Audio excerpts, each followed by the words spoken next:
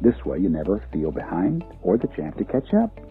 You pick up your last moment of victory, your last moment of good work, and you start your day from there. This is part of what it means to open the only package the gift of life comes in, a day. Well, welcome in, everybody.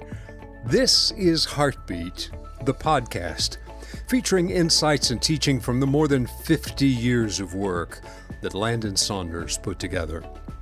On today's episode, Landon explores how to make the most out of every single day. And he does this by suggesting 5 day starters. I think you're going to enjoy this one. Here again is Landon Saunders. You know, one great way to think of yourself as you face your day is as an artist. Every one of us has something of the artist within us. We just don't think about it. Robert Henry, in his famous book, The Art Spirit, says, "Art, when really understood, is the province of every human being. It is simply a question of doing things, anything, well. It is not an outside, extra thing. When the artist is alive in any person, whatever his kind of work may be, he becomes an inventive, searching, daring, self-expressing creature. He becomes interesting to other people. He disturbs, upsets, enlightens, and he opens ways for a better understanding. Where those who are not artists are trying to close the book, he opens it and shows there are still more pages possible."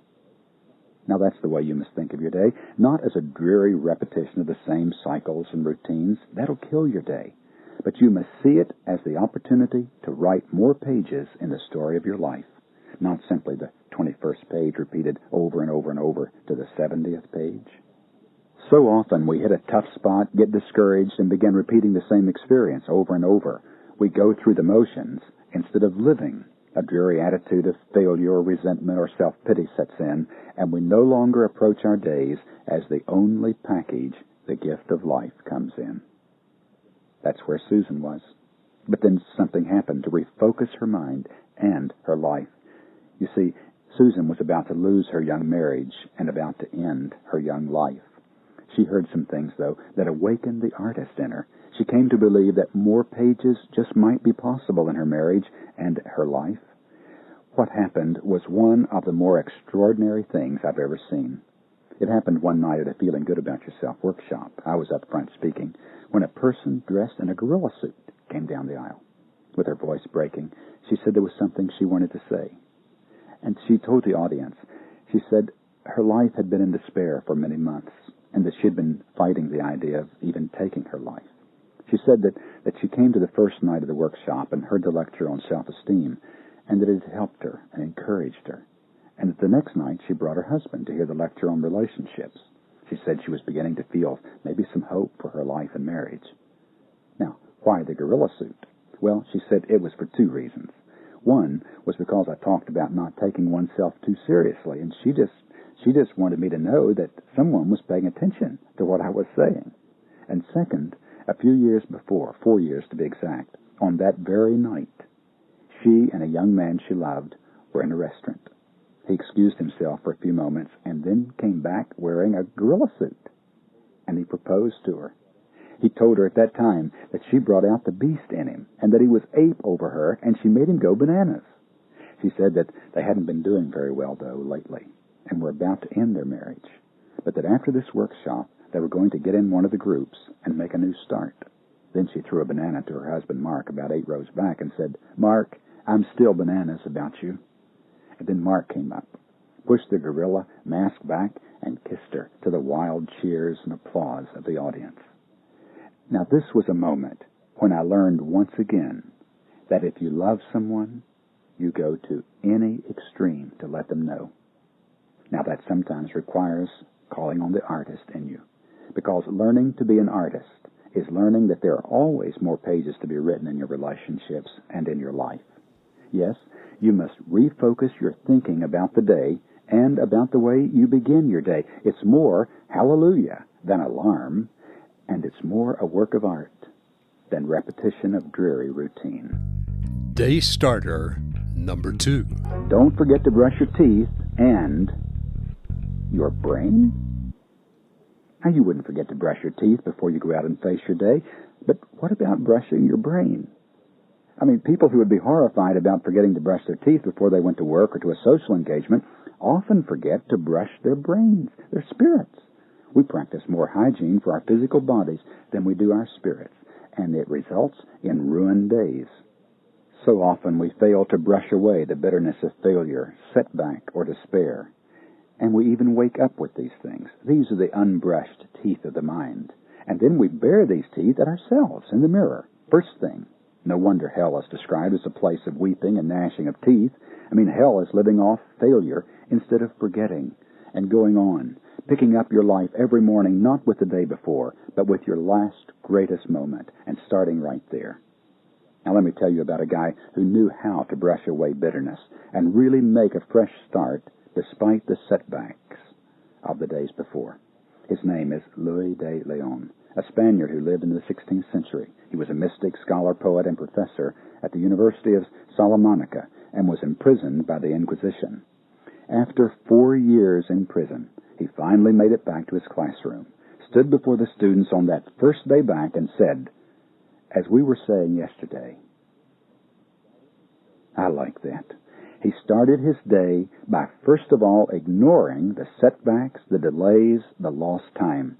Now that's the way to start a new day, not by being depressed or complaining about lost time, but picking up the work and going ahead without further delay, living as if the setbacks, the lost life, as if it were never there. This way you never feel behind or that you have to catch up. You pick up your last moment of victory, your last moment of good work, and you start your day from there. This is part of what it means to open the only package the gift of life comes in, a day. Day starter number 3. Don't forget to live. Once there was a farmer who led his 2 turkeys into his granary and told them to eat, drink, and be merry. Well, one of the turkeys thought he was wise, and he thought the other turkey was sort of foolish. Because, you see, one of the birds at once indulged in the pleasures of the barnyard, sort of unsuspicious of the future. But the other one, in order that he might not be fattened and slaughtered, fasted continually. Oh, he took it very seriously, mortified his flesh, devoted himself to gloomy reflections upon the brevity of life.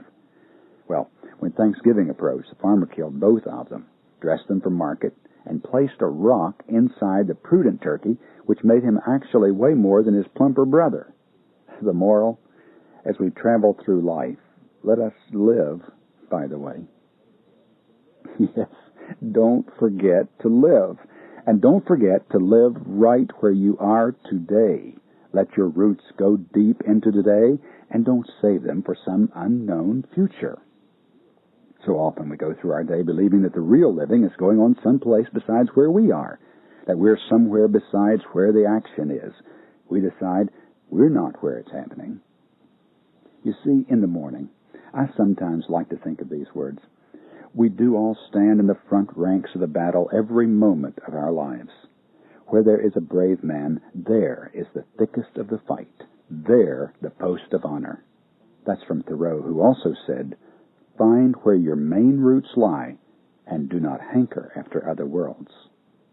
Don't wait for a new world that's coming just around the bend. Begin today. Begin with your world as it is today. It's the only one you have.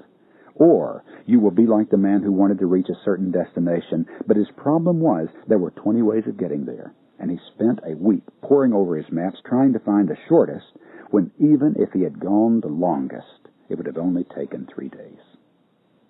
2 travelers went down the same road.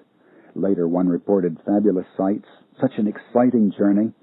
The other reported only hot sun and sore feet, problems. Listening to them talk, it was hard to believe they had gone down the same road. Live. Live today. Day starter number 4.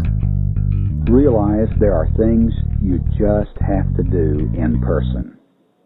Once there was a very excited young Zen monk who approached his enlightened master first thing one morning, ready to begin his own quest for enlightenment. The student asked his teacher a very penetrating question that cut right to the heart of the deepest principles of their religion. Well, the old monk's face lit up, but just as he was about to answer, he excused himself, explaining that he needed to heed the call of nature. As he left, over his shoulder, he commented to the impatiently waiting young man, "Imagine that! No matter how enlightened I become, I continue to attend such trifling activities in person." One activity that is not trifling, that you must do yourself, is you have to open the package of your day in person, each day, every day. And you must give it thought beforehand. You must prepare to the opening of your day. Otherwise, you'll be like the person who waits till the house is on fire and then runs out, grabs a shovel, and starts digging a well. Think. IBM used to hand out little desk signs that said, "Think." Now, I'm not saying by that compute or scheme or skim the paper. I mean meditate, contemplate. You're going out into a world where the average person thinks moral fiber is a new kind of cereal. So don't expect to receive the right nourishment out there. Again, this is something you have to do for yourself. As Disraeli advised, nurture your mind with great thoughts. To believe in the heroic makes heroes. Nurture good relationships who can enhance the quality of your life. And you have time. You have time. You know, it's worthwhile to apply the wisdom that you have to the behavior, the conduct of your life. Surely that makes sense. Surely it's right for you to prepare. Surely it's right for you to receive the day as an invitation. Life has so much greatness, and there's so much of it that is waiting for you if you will prepare for it. You can't afford to go thoughtlessly into your day. You can't afford just to wake up. You just wake up. You wake up this morning, you wake up in the morning, you keep waking up and waking up and waking up, but thoughtlessly. Prepare for your day. It is the only package the gift of your life comes in. Mess it up, and you've messed up your life. But learn to open it, and you have opened up entire new vistas, wonderful new surprises for all of your future. Day starter number 5. Catch a train of good thoughts. Now, you may be rushing to catch your carpool ride or the bus or the train, but don't fail to catch a train of the right train of thought in the morning. And make sure you get on the right train. If you don't, if you get on the wrong train, well, always remember you can get a transfer. If you are on the gloomy line, get a transfer. If you're inclined to fret and pine, get a transfer. Get off the track of doubt and gloom. Get on the sunshine track. There's room. Get a transfer. If you're on the worry train, get a transfer. You must not stay there and complain. Get a transfer. The joyful cars are passing through, and there's lots of room for you. Get a transfer. If you're on the grouchy track, get a transfer. Just take a happy special back. Get a transfer. Jump on the train and pull the rope that lands you at the station hope. Get a transfer. You see, the whole idea, a day, it's so much with us. We've already lived so many of them. We hope we will live so many more. They are so present with us that it is so easy to take them for granted. And the whole point of these thoughts is to help us not to do that, to help us to pause and to think about this wonderful gift that comes to us every 24 hours. And so I hope you will learn now. Enjoy your day. Your life depends on it. And I think it would probably make the lives of several other folks more tolerable. A new gift every 24 hours. Now, who can't get behind that? Well, we hope you've enjoyed today's episode on Day Starters, how to unwrap the gift of life every day.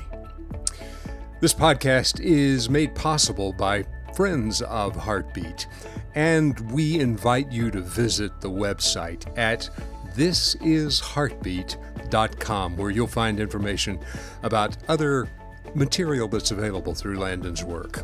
thisisheartbeat.com. And until next week, thanks again for being a part. Please rate and review the podcast wherever you get your information. It really does help as others look for the same kind of information. Until next time, this is Heartbeat, the podcast.